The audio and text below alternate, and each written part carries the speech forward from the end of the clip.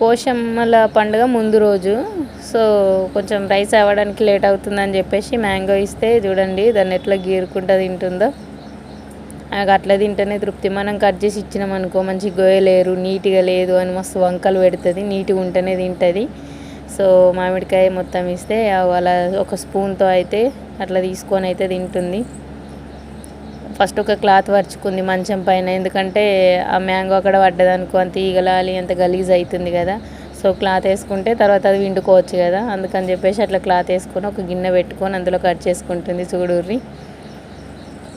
And ఇక్కడ మా బాబుకి కోల్డ్ అయింది. సో ముక్కు వస్తే ఎట్లా తీస్తుంది, నీట్గా ఉండాలి. ఎంత మంచిగా ఊడుస్తుందో చూడుర్రి.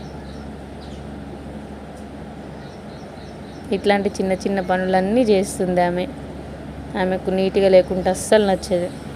ప్లస్ మాకు ఒక లైక్.